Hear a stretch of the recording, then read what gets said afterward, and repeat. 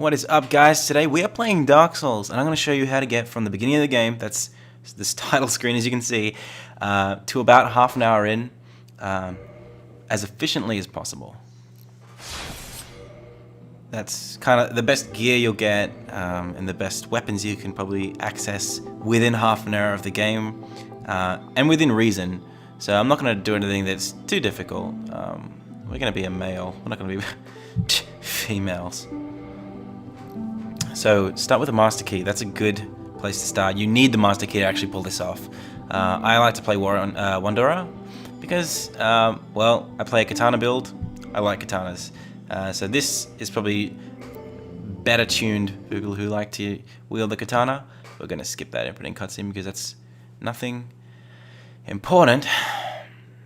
And it's a waste of time, especially if we're playing as fast as we are right now. Okay, so basically we start off, to give you a quick rundown, we're dead, and we're in like an asylum for dead people. You'd think, why would you need an asylum for dead people? Well, I don't know, but whoever locked us in here left the key with us, which is just dumb. So we've got the key now, and we've broken out.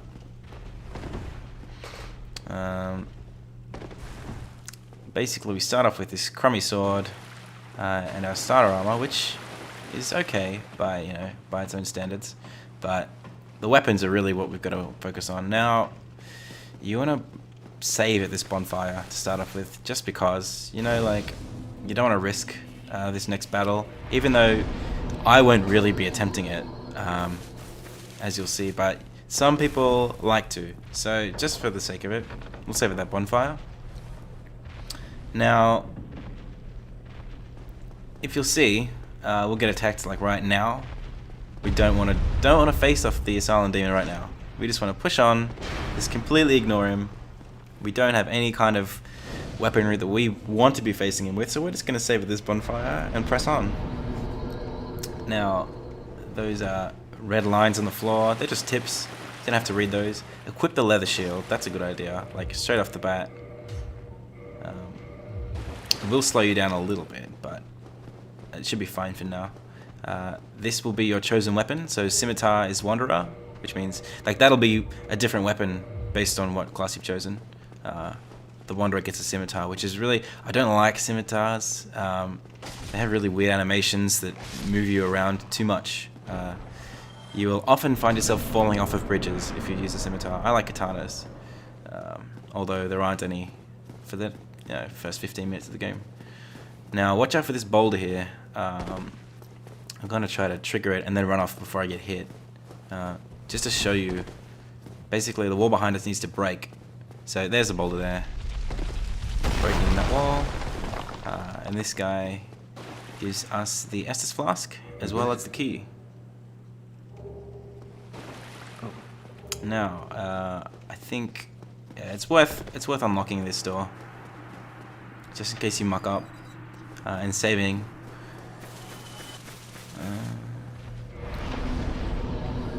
I mean, it's not really saving, it's just resting at the bonfire, but it will, if you die, you'll be brought back to there, as opposed to, losing everything. Now, when you do rest at bonfires, all the enemies reset. That's why I didn't take this guy on too soon. And that's a riposte or parry attack. It's a critical hit, basically, where you just have to get behind a character that you're about to attack, and then use the what equates to the shield bash. Riposte is what it's called if you're facing the enemy, although I've completely forgotten what it's called if you're not facing them. It might be the same thing, although it's not really a riposte at that point. So, oh yes, 2 in 1. Now, arrows in this game fly at a ridiculously slow pace, so it's not too hard to just run away from them. Again, with the build I'm using, mostly dexterity and endurance, so the critical hits are just the only thing you really want to be hitting people with while you can. This door here, we don't have the key for. You can get that much later in the game. Not really any point to it though. Now, you want to fall on this guy's head. He's still there from last time, but that's a third of his health at least. It gets depleted just from that one attack. So you lock on with the right stick, and you just fall off the edge and press attack, and he'll go into the animation. Now, again, as with most enemies, the key is to get behind him. You don't want to be too close to the front, because that happens and you lose all your health. Not that he's that deadly. Although for your first time, I'm pretty sure I died the first time I did this. You want to use an Estus Flask. If you get hit, that's the X button. Now I think we can just sneak him out here. I think that'll do it. There we go. He's not too difficult. And we have been granted the Big Pilgrim's Key. Now there is a really great weapon. If you can manage to kill that guy without dropping down from the ceiling the first time, as in just running up and attacking him when we ran away, if you can kill him then, there is a pretty awesome greatsword, I'm pretty sure it is, or a club, in store for you, although I don't really use the two-handed weapons like that, so not really worth my time. This is a pretty cool cutscene, so we're going to watch it. At least until the Raven comes up. Making our way up to Middle Earth and all the throat of the world. Here he is. And we don't care. Pressing on. So that's the tutorial stage. We've just burst through. From here, we are trying to get to the first bell. You basically have to ring 2 bells to overthrow Lord Gwyn. That's like the first step. So I'm just going to put my points in endurance and dexterity. Now, if I were you, for the next few levels, I'd actually put them in strength until you get to 14 strength, so that you can wield a katana if you're playing Wanderer. Though it's not that important. Now I'll do this as well. The graveyard here has some pretty great like tangible souls that you can keep with you and not lose if you die. They're like items, so it's worth just running through here. It doesn't matter if you die. It's not a big deal. So it's just basically run through, pick up all the items. Make sure at least you get to the binoculars. They're not that important, but they're an item that you can get, and if you're a completionist, you might want to get them. Basically just run past the skeletons, and they won't be able to really do anything, at least on the way in. The way out's a little bit different, but you'll see that in a minute.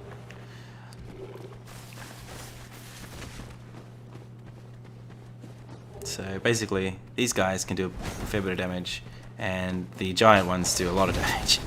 And they're all, basically, they can all kill you. And you can't kill them because they'll all regen. So just basically run if you can. It's basically, it's luck. I'm pretty sure I die. Yeah, there we go. So,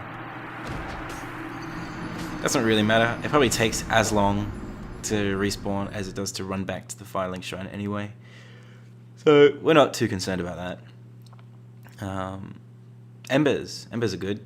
They're basically what you need to forge weapons with the prefix. So that was a Divine Ember that was up on the loading screen just then. You need Divine Ember to forge Divine Weapons. Pretty straightforward. So we're back here again. We're going to use those souls. If this is your actual game, you may or may not want to save them up. If you're trying to do this for speed like I am, it's worth getting them now and just spending them, because I mean, why wait? But if you don't know what you're doing, save them, because you will need them later on. I think some humanity here? Yeah. Okay, so we want to push forward. There are some skeletons here that can cause a bit of trouble if it's your first go through. In fact, pretty much everything can if you don't know what you're doing. You just want to focus on getting behind stuff and stabbing it in the back. And that goes for everyone. Now watch out, there's a guy above us who throws fire bombs. Just like that. It's probably best just to try to keep moving. Oh, you will get copped by those.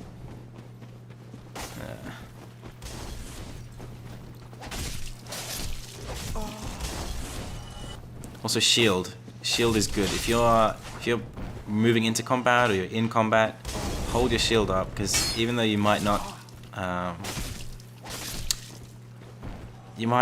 avoid all the damage, but you'll do better than nothing. Now keep in mind to keep the Estus Flasks. The directional buttons on the D-pad on the Xbox controller control those icons down in the bottom left. if you press down, that'll move the Estus flasks out of selection and push the binoculars in, which is not that great. Also, for God's sakes, watch out for the rats, because they poison you. And poison is not great. Poison will kill you, or at least keep you using Estus flasks until the poison drains. So the poison meter can go all the way up to just about full, and then it'll just deplete without you getting poisoned. But as soon as it hits full, then you get poisoned, and then it takes like 5 times as long to drain. And during that entire time, you will be taking damage gradually. But right now, we didn't get completely poisoned, so it's fine. Now, watch out for the standard undead have that crazy attack. Basically, just want to get out of the way when they do that, because they'll knock out your stamina and do a lot of damage as soon as they do. There's a secret here, so if you knock out these barrels, just drop down. It's pretty good. Basically, there's a bunch of undead that pop up here. All enemies, while they're doing animations like that, you can still attack them. So the AI lagged a little bit, so it's good if you're waiting for them to get up. You just want to put yourself in the most advantageous position and then take them out. Like right now, these guys, you just sort of... There's that split second where they're just sort of steadying themselves. That's when I would attack, if I was in a perfect position. But too used to using a katana for this. Basically, if you want to take on multiple enemies, the best way to go about it is to... Like, the best weapons for it are slashing weapons. And while I think the scimitars are slashing weapons, it's not really... They slash downwards. You want something that moves horizontally, because it does matter which weapons you're holding. The range of attack changes, and the arc that you swing in changes, which does matter. So I like to take on more than one enemy at once most of the time, which is, again, why I choose the katana. Now, the 2 main katanas in the game, or at least the most easily accessed, are the Iato and the Uchigatana. You can get the Uchigatana from the merchant just up here, which we'll find in a minute. Firebombs are good for throwing at people. They are consumables, so they will disappear eventually, but that's not a big deal. We can use them for now, especially at the rate we're going. Okay, so there's almost going to be items everywhere you look, so make sure to scout out the areas that every new area. We can also jump across that gorge, although I won't really try because it's not that important. And cue the dragon.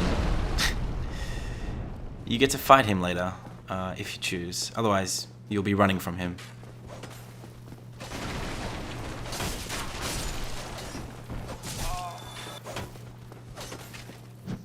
Now, while you're in that critical hit animation, as you just saw, the arrow went straight through me.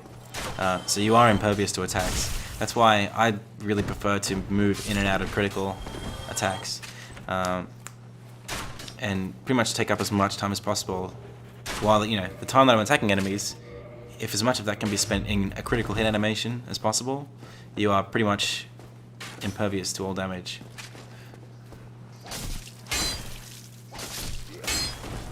Now there is a fireplace here. You want to light that bonfire, and you'll have a fair few souls. Now there are a couple of strategies with the souls. You can either spend them as quickly as possible to avoid losing them when you die, or you can try to save them and use them at a more advantageous time. So for example, all of these large souls that I'm using, or at least the 1100 souls that I had earlier, if I died, I would have lost those. If I died and not been able to reclaim them, I would have lost them for good. And if that happens, that's wasted time. So on one hand, you want to use the souls that you get. On the other hand, there are only certain things that you really have to kind of save up for, and there is a risk there. So it's sort of risk versus reward plays a big part in this game.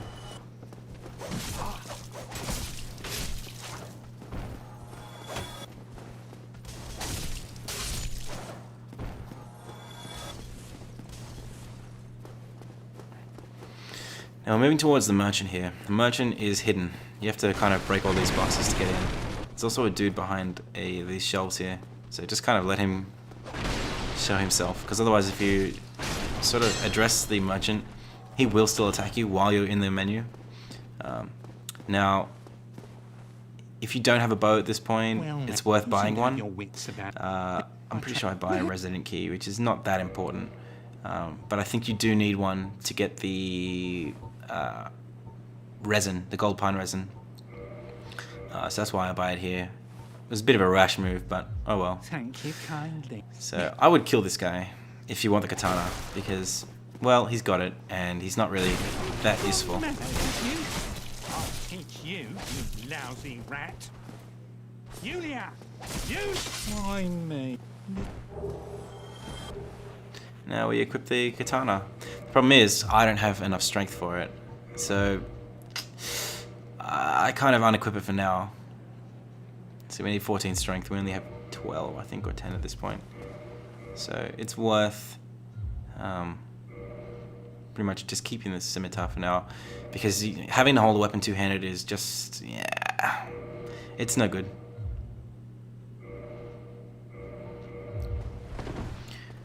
Especially if you're trying to play a kind of evasive class and you don't want to be taking damage. Wielding a weapon two-handed, or having to change between two-handed and shield is just too cumbersome. I wouldn't really worry about it. Maybe for some people, but not for me.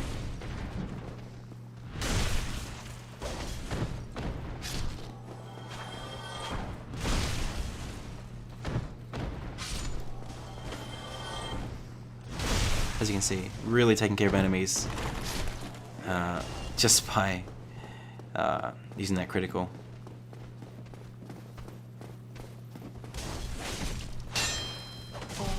Now, it's worth taking out these guys here, just because you don't want them to come up later while you're not facing them. Also, they should be behind us. Hey, yeah, some black fire bombs, I think they are. Yep. So the black fire bombs are pretty useful, especially in the next 2 minutes. These guys are annoying. There's the 2 melee guys up front and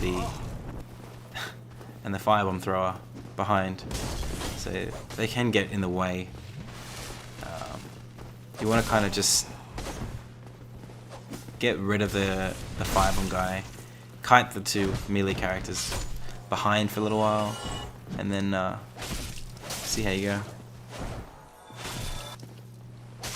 Okay. There are also 2 guys up here. I'm pretty sure there's either souls or something like that further up. They can be really annoying, these guys, when they're throwing firebombs at the bridge, but they didn't give us too much trouble. Basically, when you're walking across that bridge below us, you want to stay hugging the side we came in from, as opposed to this side, because you will get hit by the firebombs. Now, there's a dude with a crossbow up on the left. We'll get him later. For now, we use. I'm fairly certain the resident key is what you need for that. You do need a resident key, even if you have the master key. So up this parapet here, up on this tower, is the dude with the crossbow. He is really annoying if you. I get pretty much all enemies. All the enemies are really annoying if you don't get them when you're supposed to. He would have shot crossbow bolts down at us. What's good here is if you have the black fire bombs, you can more or less just, I mean, you can take out one of the guys, but then if you don't want to have to deal with the other guys, just throw a bomb at them. It's not really that much of an issue. Because taking 2 or 3 on at once, while doable and, you know, not a big deal. I unequipped my sword. It's not a big deal to take on more than 1 at once. It just takes time. It takes too much time. Now there's a dude with kicks a barrel down at us.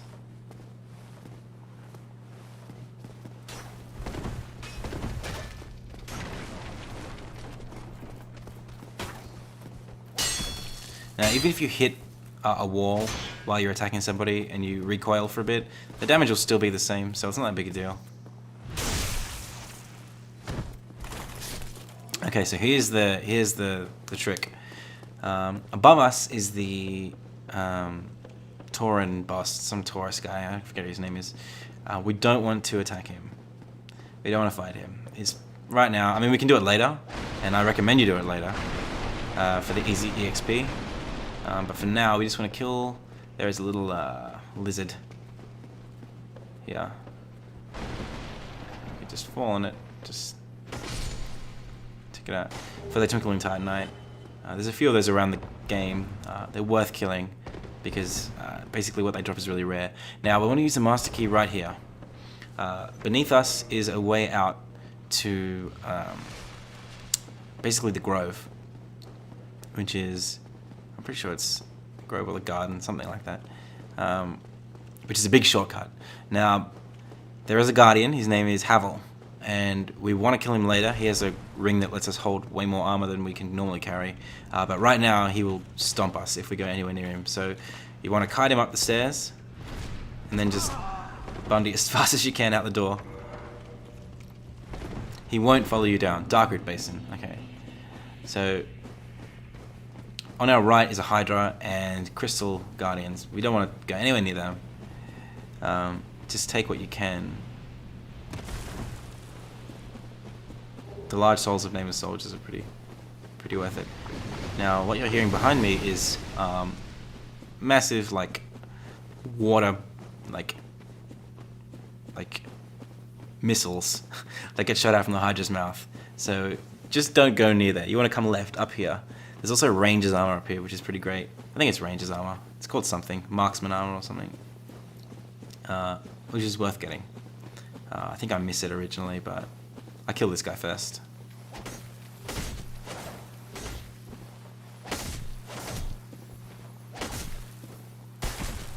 Yeah, so he's got much more EXP, much more, sorry, health than the previous one. But that's only because you're supposed to be at this. It's supposed to be much further in the game when you come here, with a much higher level. At this point, we are far underleveled for where we should be. So yeah, I am going out of my way to get that armor. I missed it the first time because of this overhanging. Alright, yeah, the leather armor. It's a little better than the Wanderer armor, I'm pretty sure. Also, the bow is important. You need the bow. At this point, it's not that critical on the armor that you're carrying. In fact, I'm actually quite certain it's worse than the Wanderer armor, but that's just a little demo. It may in fact be a little lighter. Not too sure. Okay, so we're coming up to the top of the Darkroot Garden. Right about now. If you played as the Deprived, you would need that armor that I just got there, because you would not be wearing any before that. So here's the Darkroot Garden. We want to take a left. Watch out for this guy. Just miss him. He's fine. Because we're coming up to the Undead Parish. Now there is a decapitated demon who will try to kill us here, but we just have to make sure we hug the left wall and don't run into anything. He will shoot lightning at you. Just move as much as you can. Try not to get stung. You'll hear the electricity hit the stairs as I roll up it. So that's the blacksmith. Right now, it's worth your time just to save. There's a bonfire right here. You save at the bonfire, and you've pretty much made it. Now, ordinarily I'd probably end the video right here, but it's worth just sort of showing you what to do next, since I've got time. So I use up the souls that I've been missing up to this point. We should have enough, just enough, or coming close to enough to get the katana. No, not enough.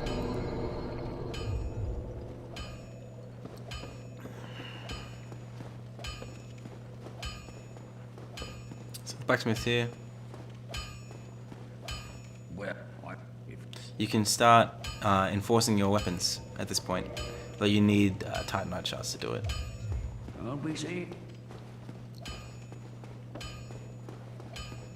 So what we're going to do is, from here, get some more EXP, get some of the better items around the Undead Parish, and take out what is a pretty hard boss if you don't know how to do it, but I'm going to show you here. So it's pretty straightforward. Again, you are a little under-leveled at this point, although this is better than the Darkroot Garden for leveling. Like, I mean, you'll be at a more appropriate level here than if you were trying to take out the Darkroot Basin. So these guys won't get taken out by one attack, but that's fine. Keep in mind, this isn't a perfect run either. They also have Estus Flask, which is really annoying. So this guy that we just killed, at times, will drop a crossbow. Crossbows are sort of annoying. Here, there you go. They're not great. Bows are better, mostly because you can aim a bow like a sniper rifle sort of thing, like with a third person sort of, the camera goes behind you and it's a little better.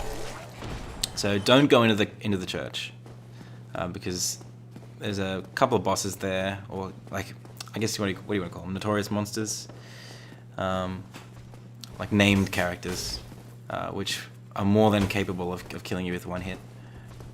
So it's better to just sort of take out these guys. Now, these knights, these boulder knights, it's very important that you don't just wail on them because they'll just kind of take you out straight away. They also go into a mode where they can do their own riposte against you, which is really bad. You will get cleaned up if you try to riposte or try to attack them while they're in their second stance. It's better just to let them attack you and then retaliate.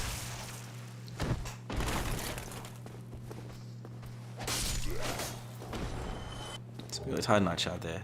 That's what we needed. Now, there's a dude on your right with the lance. Easy to take him out. You can provoke them, but if you just hit their shield, they will block you. They'll take like 1 damage off them, but basically what you're trying to do is provoke them into attacking you back. Or just wasting time, I guess, until they decide they want to attack you. So there's a kite shield here, and that's probably your first 100 defense shield. Basically, the 100 defense shields are what you need to more or less evade damage like completely. So right now, if we get attacked by something strong enough, even though we're guarding, we will still take a little bit of damage. Although the 100 shields should do enough to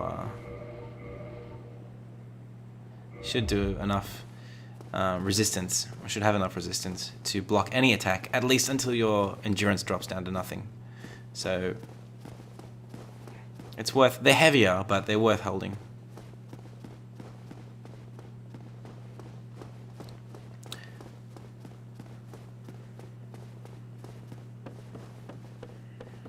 Okay. So this is a big sort of crossroads in the game at this point. From here you can get back to Firelink Shrine down that elevator. You can go to Sen's Fortress if you have the bells rung. You can get to Darkroot Garden. You can go back to the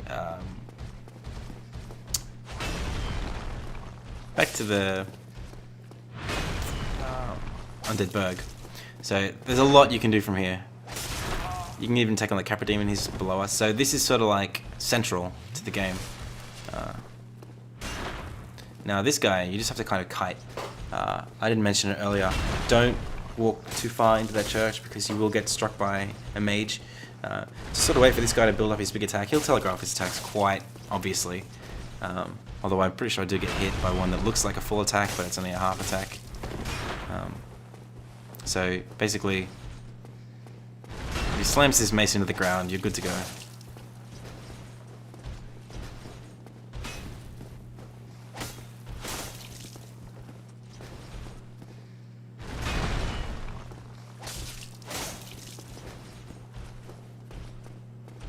Oh, you don't want to let him. Don't let him use an Estus Flask.